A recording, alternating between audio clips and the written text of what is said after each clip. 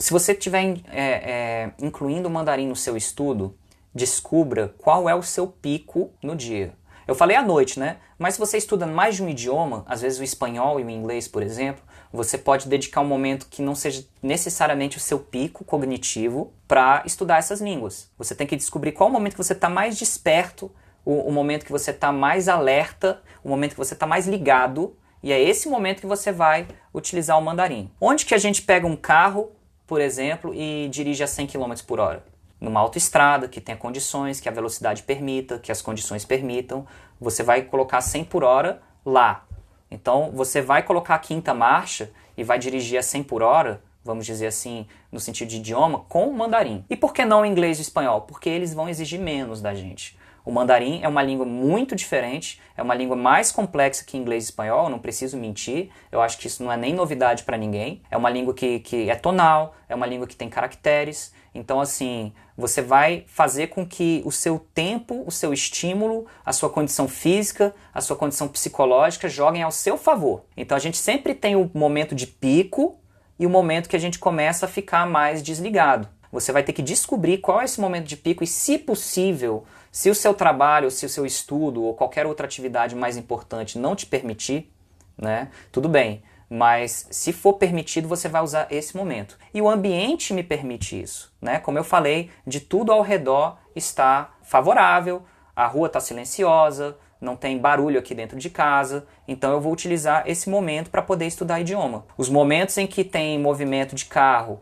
os momentos que tem um rádio ligado, uma TV, tem gente conversando, tem obra do lado, eu vou evitar esses momentos e vou fazer o quê? Vou fazer atividades mais repetitivas. Então atividades que eu já sei de cor e salteado como que eu vou fazer.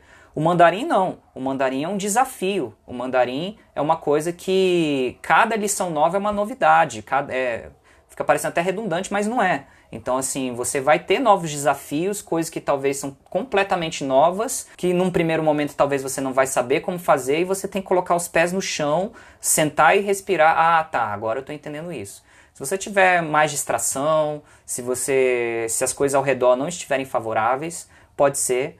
Por exemplo, se você mora numa região muito quente também, se você não tem uma climatização muito boa dentro da sua casa ou da sala de estudos, sei lá, o auge da tarde pode ser um momento ruim para estudar idiomas. Então, mais para a noite, que está fresquinho, o calor também atrapalha muito a concentração. Então, assim, são muitas opções, são muitas táticas que a gente tem que usar para fazer as coisas ficarem ao nosso favor. Então, você vai utilizar do que você tiver de melhor para maximizar o estudo do mandarim. E aí, assim, com toda a humildade, você vai deixar o inglês e o espanhol num horário menos nobre, se possível. Ou qualquer outra língua. Porque, assim, eu estou falando isso pensando em pessoas que geralmente...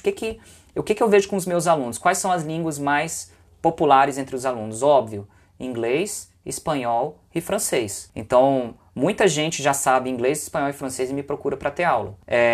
Então, pensando mais ou menos nessas pessoas, ou pessoas que querem estudar outros idiomas, então você vai ter que dar, se possível, o melhor de si no seu melhor momento do dia para poder estudar o mandarim, porque é uma língua que vai exigir muito mais atenção que as outras.